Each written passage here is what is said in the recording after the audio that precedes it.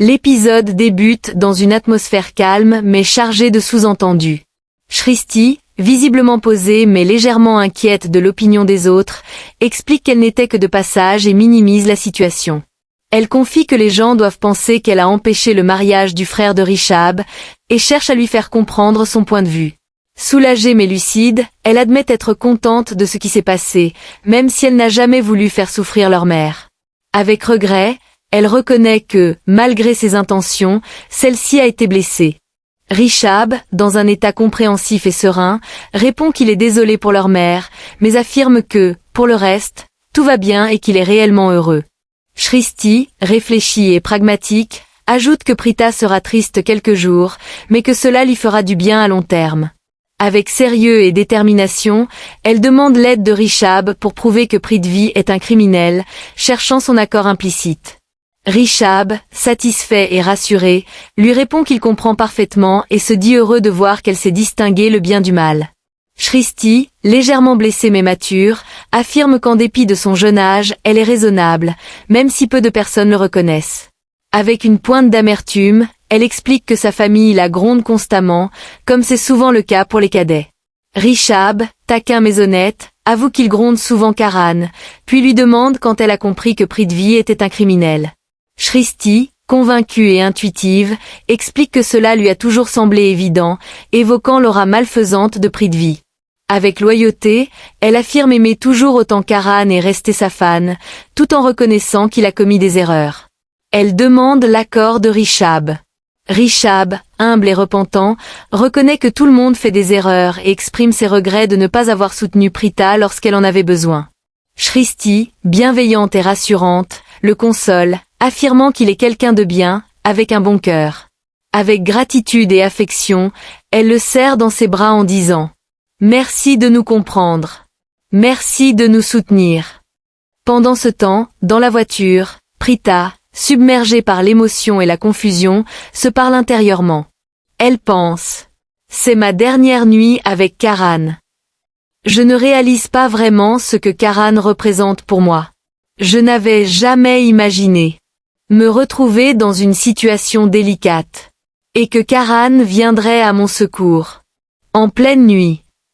Mon Dieu, merci infiniment. Pour avoir conduit Karan jusqu'à l'endroit où j'étais. Karan, curieux et légèrement provocateur, lui demande à qui elle pense, affirmant déjà connaître la réponse. Prita, surprise, l'encourage à parler. Karan, moqueur, évoque Prithvi. Prita, agacée, lui demande de ne pas parler de lui. La discussion dégénère rapidement. Prita, exaspérée, affirme qu'elle ne veut pas parler de Prithvi, tandis que Karan, insistant, exige des explications. La tension monte. Prita, à bout, lui reproche de toujours se disputer avec elle et de lui crier dessus. Karan, buté, refuse de se calmer. Prita, en colère et bouleversée, lui ordonne d'arrêter la voiture et de ne plus lui parler. Quelques minutes plus tard, au commissariat de police de Chambure, Karan, désorienté et inquiet, exige de savoir pourquoi Prita l'a amené ici, rappelant que c'était le jour de son mariage. Prita, grave et choquée, révèle que Prithvi a été arrêté, accusé d'avoir tenté de tuer l'oncle Mahesh. Samir, stupéfait, intervient. Il explique que l'oncle Mahesh a repris conscience brièvement et a avoué à Rishab que son accident était prémédité et que Prithvi en était responsable. Karan, hors de lui et animé par la rage, accuse Prita de vouloir sauver Prithvi et jure que personne ne pourra plus l'aider. Déchaîné, il affirme « Je vais le tuer. Je ne l'épargnerai pas. » À l'intérieur du commissariat, Raki tente de l'arrêter en lui rappelant que Prithvi est en cellule. Karan, aveuglé par la colère, se jette sur Prithvi et lui serre la gorge, criant qu'il a tenté de tuer son père. Prithvi, terrifié et à bout de souffle, supplie qu'on le lâche. Les policiers interviennent, suivis de Rishab, Prita et les autres, qui exigent qu'il cesse. Karan, tremblant de rage, finit par le lâcher et quitte les lieux avec Rishab. Seul dans sa cellule, Prithvi, désespéré, affirme à Prita qu'il est innocent. Plus tard, une dispute éclate entre Karan et Prita. Karan, profondément blessé, confus et en colère, l'accuse de vouloir sauver l'homme responsable de l'accident de son père.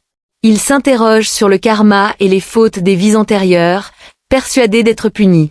Avec amertume, il affirme que l'amour de Prita pour Prithvi l'a aveuglé et l'empêche de réfléchir clairement. Prita, épuisée, bouleversée mais déterminée, avoue vertement qu'elle essaie de sauver Prithvi, convaincue de son innocence. À bout de force, elle crie qu'elle en a assez de se disputer, de hurler et de s'épuiser émotionnellement. Avec désespoir, elle reproche à Karan son incapacité à comprendre, sa colère constante et inutile. Inquiète, elle lui demande de regarder dans quel état il s'est mis. Karan, profondément blessé, furieux et rempli d'amertume, lui répond que cet état est de sa faute. Avec rancœur, il l'accuse de ne penser qu'à Prithvi, d'en être folle, et affirme avec certitude que Prithvi est responsable de l'accident de son père. Hors de lui, il insiste sur le fait qu'elle le défend toujours et ne voit pas la réalité. Avec une menace glaciale, il lui déclare que si elle sauve Prithvi aujourd'hui, il la détestera toute sa vie, et lui ordonne de rester à sa place et de ne pas essayer de le sauver. Prita, calme en apparence mais intérieurement brisée, refuse cette injustice. Avec fermeté, elle demande pourquoi elle devrait le laisser être puni alors qu'il est son futur mari. Avec angoisse, elle refuse de gâcher sa propre vie et affirme son droit de le sauver. Karan, désemparé et profondément atteint, lui demande alors qui il est pour elle si Prithvi est si important.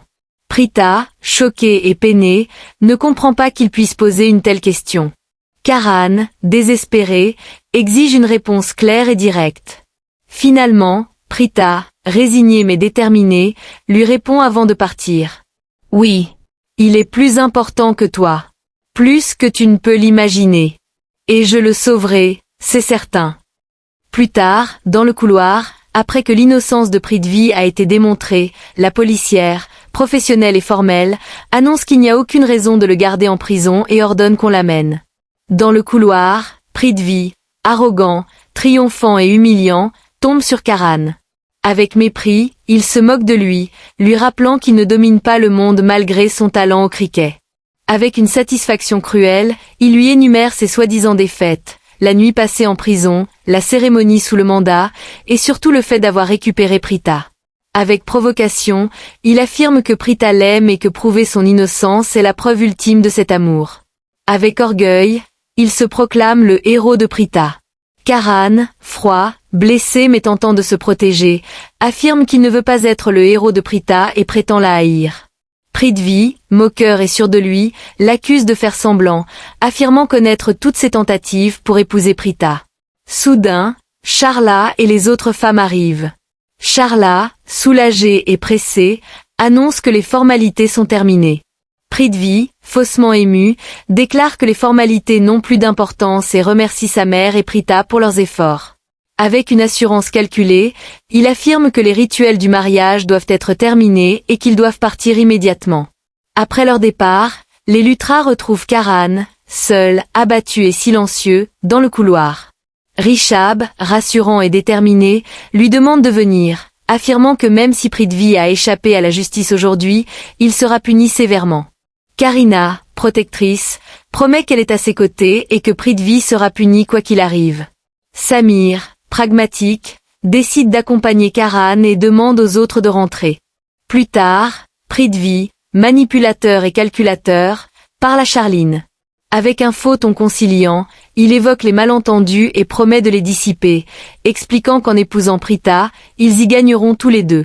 Charline, froide, dominante et lucide, se moque de lui et affirme ne dépendre de personne pour son bien-être.